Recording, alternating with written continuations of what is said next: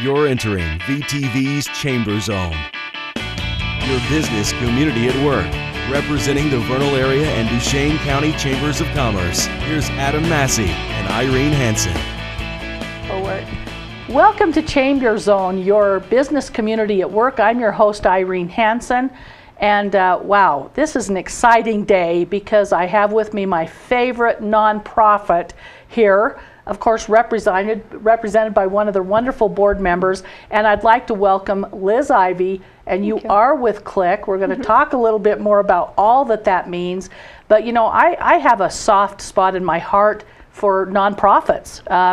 You know, working with the Enchanted Forest over the last, well, really 15 years, but specifically over the last 5 years as a fundraiser for nonprofits, you get to know people really well. Mm-hmm. You get to network with them, you get to hear their stories, you get to cry with them and laugh with them.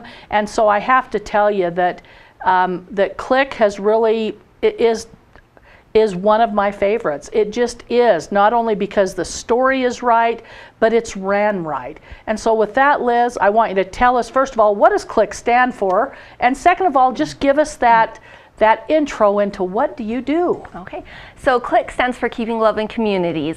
And we came up with that name because we really wanted to encompass keeping love for our friends and neighbors in the community. And when we started this charity, we decided to focus on those around us that are fighting cancer.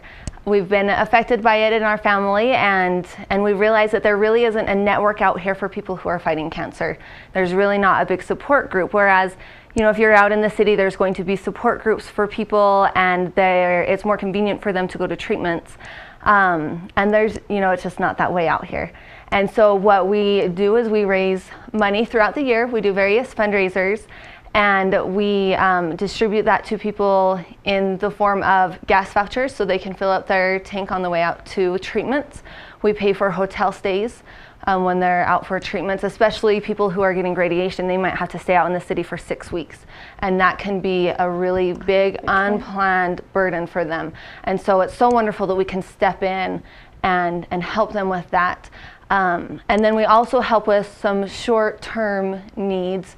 You know, right after a diagnosis is given, sometimes it can be really really hard, and a lot of work has to be missed, and so we try to help with utilities or fixing a vehicle or those things that come up that they need to be taken care of, but sometimes you just can't get to that. There's so many things that you have to do to fight that disease, and you just can't get to some things. So it's great, we can help to fill in that void. Well, I'll tell you, you know, it's funny, as again, I've met with different members of your board, you know, it's really all you can do in some cases to hold back the tears, because these are real stories. They are your friends and family. They are our neighbors. And when something like that comes, it doesn't matter what your support system is or how good of insurance you have. Mm-hmm. Certainly all that helps. But it doesn't matter whether someone is in the very best of situations or in the most dire of straits. There are needs and pressures that come from this kind of diagnosis. Mm-hmm. And to have a community-based organization that can look at your specific situation. You know, it's funny, KLIC is filling big shoes, but they're very small, very intimate. And for the most part, they really look at that family's circumstances and say, what is it that we can help you with? Yeah. And so, you know, again, obviously you can't reveal any personal situations, but tell us a little bit about what it feels to offer that kind of support. Well, I may just cry here if I start thinking about it. No, you know, when we started this, all of us that are involved, we really felt that need. We all had a desire. We want to give back. We want to show others what has been shown to us. Mm-hmm. And so when we are able to work with people and to see, sometimes they only need 10 gas vouchers. That's right. And that's all that they need. Mm-hmm. But that burden is lifting of having to fill up their gas tank because they weren't expecting it. Sometimes it's much more. Sometimes we fix a vehicle so that they can go out to treatments. I know you've even helped with daycare. Yes. You know, in one circumstance, I know a mother that had a double mastectomy, couldn't lift her baby, and paid for daycare for, you know, so that she had support there in the home. I mean, that's just unbelievable. And that's the nice thing. It's not a one-size-fits-all. Everybody has different needs, and it's amazing to be able to be that avenue that our community, through us, can help those people. You know, now obviously every nonprofit is fragile, and you know, we act like this is a big gigantic organization that has unlimited funds, but the fact is you do a lot with very, very little. We're going to talk more about your fundraisers in our next segment, but real quickly, what if someone just wants to help? How would they get a hold of you, and what do they do? You know, that would be amazing. We are very small, and there's 6 of us that essentially run this, and the nice thing is we're all volunteers. So every penny that gets put into this charity, it's used for charitable purposes. But we really could use some additional help. You know, if there's somebody that has strengths in publicity, that's something that none of us really have strengths in. And if somebody would be willing to step up and help us out with getting the word out on stuff, if somebody was maybe a CPA and could help us file our taxes, or knew how to use Google Docs, we need to get some new documents and forms filled out, and instead of me having to research for 5 hours on how to do it, you know, if somebody just knew how to do it, if they could, you know, step up and help us out in just little ways, it would really help ease us that burden. Yeah. Well, in our next segment, we're going to finish talking about this subject. How can we all get involved? And second of all, what's their big fundraisers? How do they make all this work? We'll be right back with Chamber News right after this.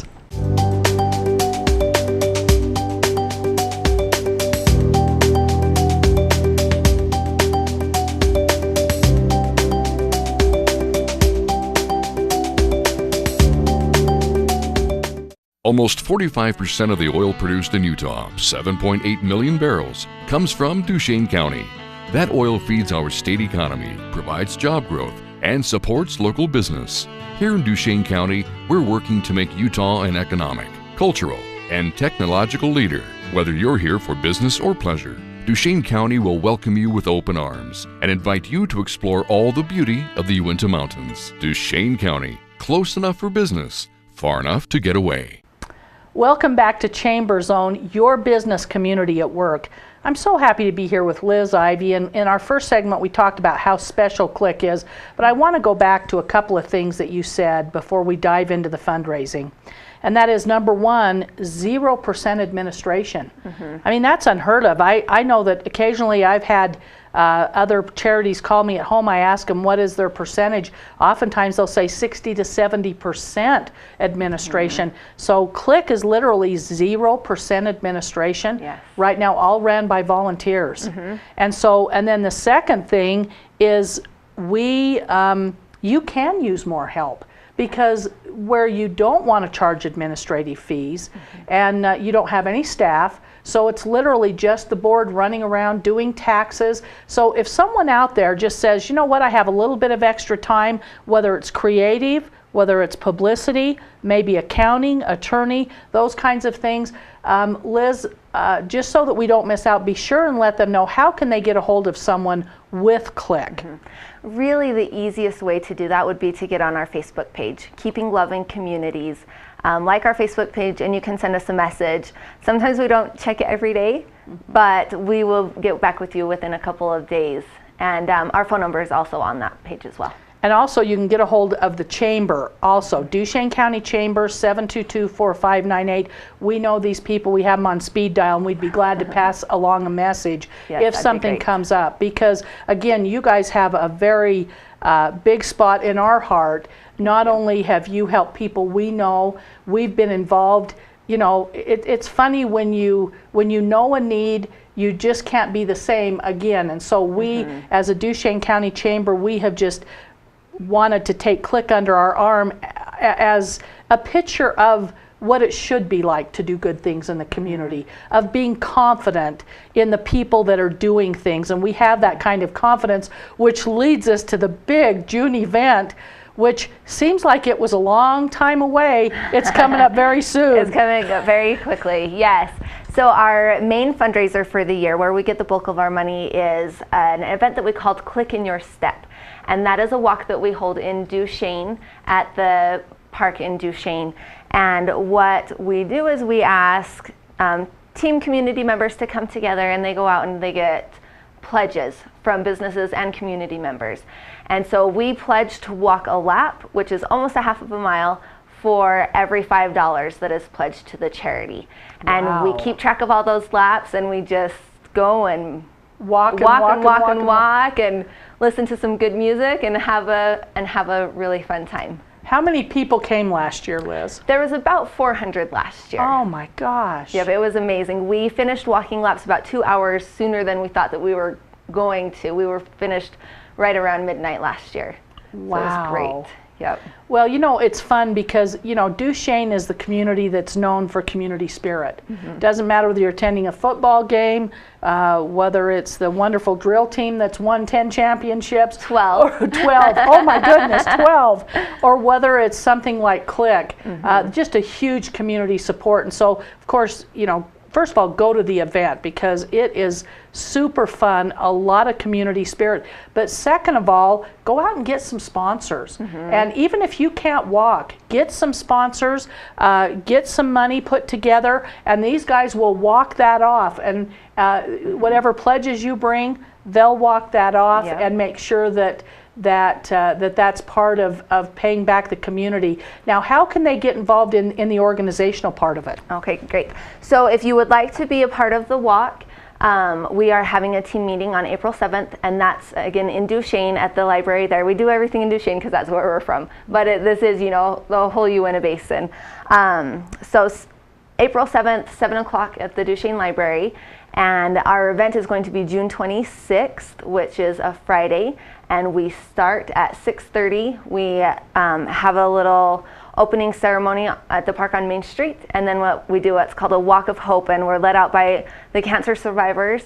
And we walk down Main Street and then on down to the park, and it's just a wonderful, amazing time to be there with the survivors and to support them in their journey.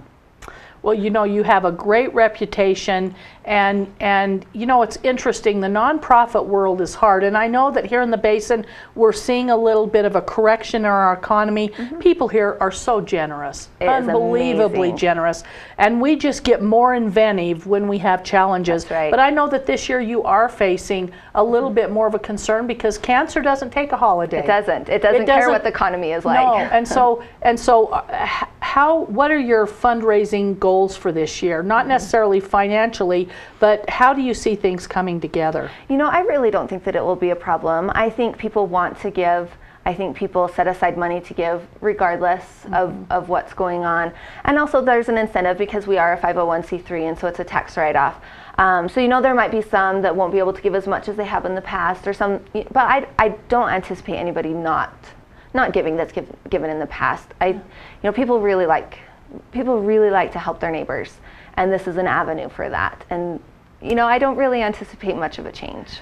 Well, Liz, first of all, thank you so much for stepping up, seeing a need. I mean, that's what makes the Basin so special. And to be honest with you, if you live here, you know you're addicted to living here. Yep. And it's because of the people and the community and these types of things, seeing a need, taking that challenge, and building something wonderful. And this has helped. I think the total is 40 families. We know just last year, just in 2014, was 40 families. Again, be sure and call the Chamber if you have any questions, 435-722-4598. Thank you for joining us here on Chamber Zone. I'm Irene Hansen. Be sure to like us on Facebook for updates on VTV programming. We'll see you next time.